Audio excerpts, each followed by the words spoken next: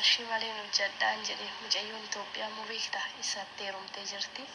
Utuu wantuma fedhetee ani hin beekne beektee jalqaba hin beekne ijoollee baay'ee irraa hidhanne qarshii nyaatee ijoollee Itoophiyaa immoo hedduu fuudhe jechuudha. Mana kan hin jedhamne ijoollee 6-7 taphatee an akkasitti hin beekne mucayyittiin kun amma deesseertu ulfooftee isaa fi gara isaa dubbatti beektee gara isaa gaafa isheen dubbattan immoo bakka wanti hin dubbadhu hin beekne ba'eetuman hojii biraa dhuunfaa kun jalqabe inni illee qarshii 6 na dhoogatee jechuudha. Ashamaa harka fuunee jaalatamtoonni fi kabajamtoonni hordoftoonni seenaatuuf nageenyi koo kan jaalalaa kabajaa iddoo isin jirtan hundatti isin haa qaqqabu.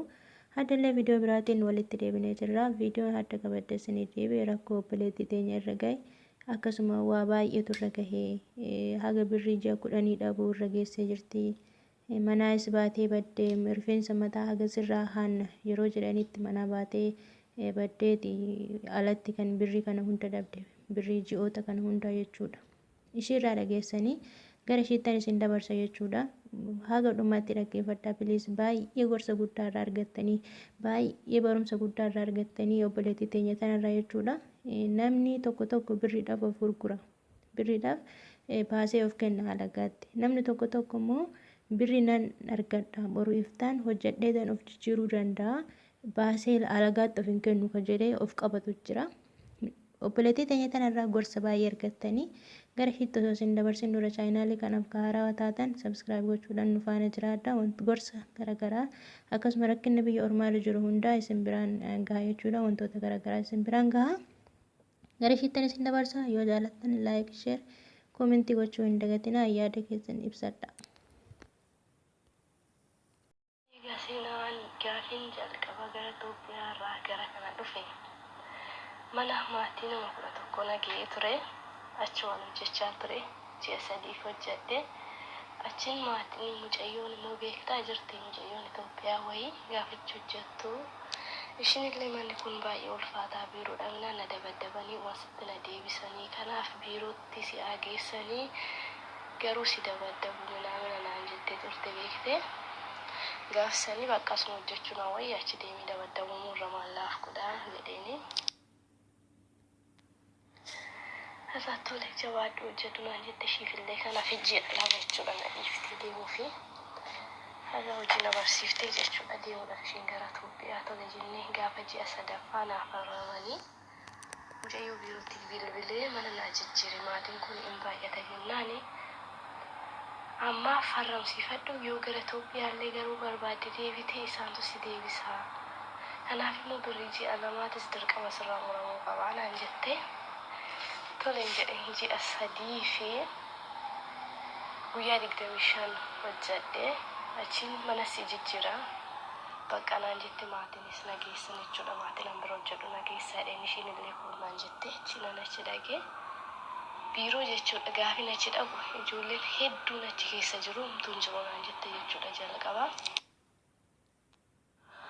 Isaan ijoollee baay'een achi keessa jirtu intalli kun intala Oromooti. Ijoolleen kun kan biiroo keessa jiran miila duwwaa deemu gaafa mana fincaanii nutti agarsiisii hin deemnaa gaafa jedhanii deema ol deebi'aa fincaan keessan qabadhaa tootaa gana mana fincaanii deemuudhaaf eega barbaaddanii iddoodhuma jalqaba hojjettasan hin baatanii dhuftaniyyuudha jettee caammaa isaanillee irraa baafamee jira miila duwwaa deemu beekte. Achiin atis akka isaan kanaa yoo ta'uu barbaadde asitti haftame naamina naan jette sitti haftee akka isaan kanaatti dabaddabamuu barbaadde naan jette isaan faanatti agarsiiste. An jalqabas nan dhufa siin hin jenne isaantu na fidee nageessaa hin jedheeni ati koottu naan jennaan hin jedheeni isaan sitti agarsiisa naan jedheen siin jedhee naan jette. Isa booda ijoollee sanatti agarsiistee deebi'ee gara manichaatti galee. Ammas maatiin baay'ee waan ta'aniif mana baadiyyaa irraa iddoo namaa qabu. Deebisee asiin Beerut keessaa gara mana fudhatanii deemu. Ganama gaafa na fudhatanii mana isaanii mana warra niitii dhaqee hojjedhee daa'ima wajjin immoo galgala galee mana ishee intalaa hojjedhaa jechuudha. Ammaallee biirootti na deebisaa nageessaa hin jedheeni achi nageessanii na dhukkube beekte harka koora gaafa na dhiita'u harka koona bukukee jira. Isaan illee sodaatanii mana jijjiiradhee hojjechuu jalqabee mana namaa fure jechuudha. Ijoollee lamaa fi haadha manaa fi abbaa manaati. Iddoo nama galeellee baay'ee ceebbaasisaa fi baay'ee dhiphisaadha. Niitiin immoo jechuun niitiin intala mucayyoo Itoophiyaa jechuudha. Intala Oromootu bira ture jedhan jalqabasi. Haala ijoolleen Amaaraa wayii jirtachi obboleettii ishii bira kan hojjettu mana niitii kana dhufu itti baay'een gaddamtala duraallee akkasittiin dabadabdee qullaa ishii gara Itoophiyaa galchitee miilli ishii rudee cabee jira. Miila ishii cabsitee fuuqirraan si darbadhuutu jettuun utuu duwin taaggalanuu miilli ishii cabee minaa jettee akkasittiin otoo hin jiru niitiin anattunatti jalqabde beektee niitiin ani bira hojjedhu jechuudha. Azaa birrii koo gaafin ji'a guutuu gaafadhe kan mana sanii kan ji'a lama narra murame kan ji'a lama immoo biirootti fidanii kennuudhaan jette intalittiin jechuudha.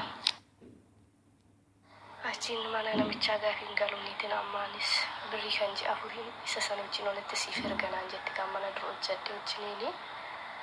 Toleen jedheen siin fidanaan jedhe namichisi. Mucayyoo gaafa gaafatanii mucayyootti bilbilanii lakkaashiin an afaan hin beeku beektee dhufee ji'a ja'affaa kootii jechuudha. Afaan hin beeku ergee fira jetteeni. Achumaan namichi natti isin himne anaafis naaf hin galle. An birrii as jiru immoo amma kan ji'a afuriin si erga kan na bira jiru ji'a afur yeroo teenaan jedhee ishiin jedheen eeggadhee ji'a afur gaafi ta'u birrii gaafin gaafadhu bakka naaf ergaa gaafan jedhu maatiin kee bilbilaan kaasannaan jedhee na diddeen illee na farramsiifate jechuudha lammaffaa. Na diddee birrii kuus naaf kennu na diddee kaazaa niitiin an gaafadha. Niitiin yeroo namicha bira jirtu birrii ishee kenneef sobbuudha jettiin sobdee gaafa inni biraa ba'e illee jechuudha kaamiira bantee sobdee akka waan ani balleesse dhuftee sobdee kaballaan qabdee na dabadabdi beekte. Achi umarra wanti godhu dhabee bakka obse ammoo birrii koollee ergadhutti bakka jedhee dhuman taa'ee callisee jechuudha. Gaafa mana san callisee dhuma taa'ee obse jedhutu mana akkas jedhu mana san ji'a ja'a guute birrii koos naaf hin kennamne guyyaa kaanitti itti ba'uu hin dandeessa naan jette jechuudha balbala bante. Zimuman jedhe amma birrii koo fudhadhutti maal jedheen deemeessan deemaanuu hin beeku silaa karaa nama hin beeku dheedhuman callisee. Guyyaa isa dhumaa shinti beetii yeroo hin galuuf jechuudha. Daqiiqaa 10 naaf kenniti. Rifeensa kee iddoo sadiitti dha'atta. Hiikkatte guyyaadhaan dhiqqatta. Isa booda rifeensa hiikamaa na fuulduraan deemtu naan jettee toleen jedheeni. Daqiiqaa 10 keessatti shaaworii seentee ba'uu qabda naan jetti. Kaameeraa bantii lakkoofsisti.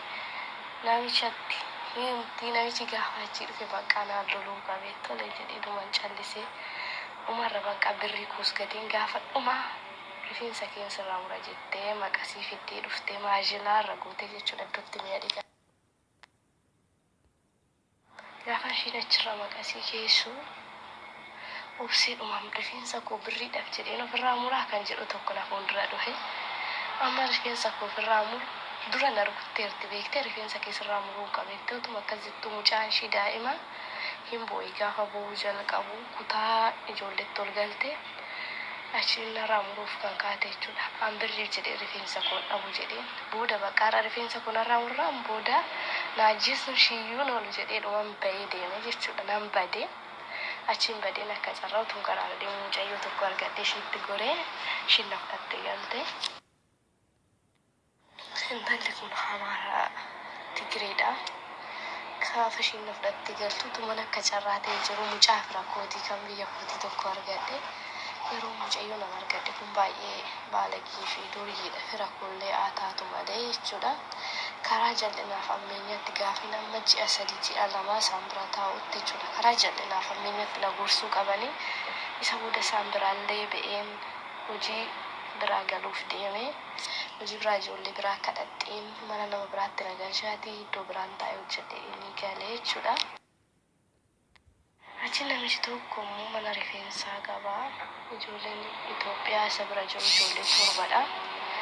Gaafa isaan bira jiraatanii isaanitti wajjin utuu jiranuu biratti nageessanii gaafa bira dhaqu akka irraa isa bira dhaqee ijoolleen Itoophiyaa jirti rakkoo qabu naan jedhanii ijoollee dhuma kanan ta'e akka irraa dhaqeen boriif hojii galee jechuudha mana madaamii. Anuun beekne qarshicha isa torkatti fudhatedha. Gaafa ji'a guutu birrii inni fudhateera. Birrii 7,200 fuudha. Haza bakka achitti galee namichi akka irraa galee akka waliijaaf hojii inni nagalchu jechuudha. Hojii kiyya jalqabee qarshii gaafa ji'a guutuu gaafadhu ni bardi qarshii fudhateera naan jedhanii. Ani hin beekne qarshii fudhateera daa'imni gaafa qarshicha fudhatu ani hin beekne. Galii namicha gaafadhee natu si erga lakkoofsa buukii fi akkaawuntii fi lakkoofsa bilbilaa maqaa ittiin ergitu naaf laadhu naan jedhee. Isarree laadhee fi jechuudha. Siin erga naan jedhee $300 naaf ergin jedhee. 200 siif erga naan jedhee $200 naaf ergee. Dura 300 naan jedhee tolee jedheen 200 naaf ergee. Naan 200 siif ergee 300 ergine naan. Isa faanas ammas utuman taagalu amma ji'a 4 hojii san hojjedhe. Birris siifin kenna tunaan jedhu niitinis harkitti si kennatu jettutti dubbattu naan kennaa fedhaan jechuudha warran bira hojjedhuuni. Ijoolleen Itoophiyaallee siif kenna bakka birrii namaa nyaatu naan jedhan toleen jedheeni. Isa booda gaafa ji'a 4ffaan $900 bakka tokkotti 300 taasiseen 900 siif erga naan jedhee toleen jedheeni. Gaafa ji'a 4 guutee hojii san jalqabee hojii san gaafa birrii kiyya gaafadhu kanaa booda birrii maal jechuu dhiisitti hojii kee qaxxali hojjedhu naan jedhe. Qarshii malee hojjedhaan jedhee mucayyoon Itoophiyaa immoo beektaa isatti heerumtee jirti. Utuu wantuma fedhetee ani hin beekne beektee jalqaba.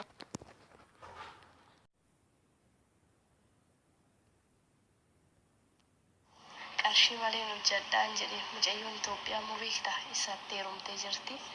Utuu wantuma fedhetee ani hin beekne beektee jalqaba hin beekne ijoollee baay'ee irraa idaanne qarshii nyaatee ijoollee Itoophiyaa immoo hedduu fuudhe jechuudha. Amma kan hin jedhamne ijoollee 6-7 taphatee ani akkasitti hin beekne mucayyittiin kun amma deesseertu ulfoofte isaa fi gara isaa dubbatti beektee gara isaa gaafa isheen dubbattan immoo bakka wanti hin dubbadhu hin beekne ba'eetuman hojii biraa dhuunfaa koo jalqabe inni illee qarshii ji'a 4 na dhoogatee jechuudha utuu naaf hin ergin jechuudha.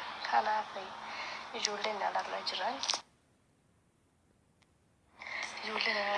jechuun jireenyi mijataas miti wantuma fedhellee ta'u manuma kontiraata wayyaa tarii namni iyyuutti mijachuus baate mijatus namni namatti mijatee biyya ormaa dhufu hin jiru waan ta'eef haala hunduma keessatti of eeggannoo yookiin immoo bakka eenyumaan amananii akka waliif hin jiraanne yookiin immoo bakka akka isaan ijoollee eenyumatti of hin amanne tokko kanan gorfadhu jechuudha ijoolleen buleewwan kootii.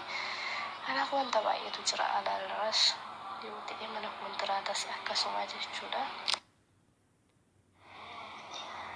Kanaaf immoo eenyumtuu dabarsee wal gurguraa qarshii gaafa argan eenyumtuu dabarsee nama laata malee namni namaaf ta'u hin jiru. Haaluma mudannoo hunduma isaa keessa darbee kan warra geeraanii ammas waaqayyoof haa galatu hojjechaa jira waggaa 2ffaa kooti. Amma fedhe qarshii amma fedha kooti yookiis immoo argachuu dhabu fayyaa qaba baay'een kan bayyaalatti ta'etu jira. Kanaaf kaayyuuf karoora diinatti hin buunes kanaaf ijoolleen baay'een kanarra jiran shiishaa kan tuutan sijaaraa kan tuutan jireenyi isaanii kan addaa'edha waan ta'eef ijoolleen reefu badan yookiin immoo haaraa kan ta'an akka of eeggataniif dhaamsan dabarsuuf jechuudha. Haatilee naaf jiraadhu.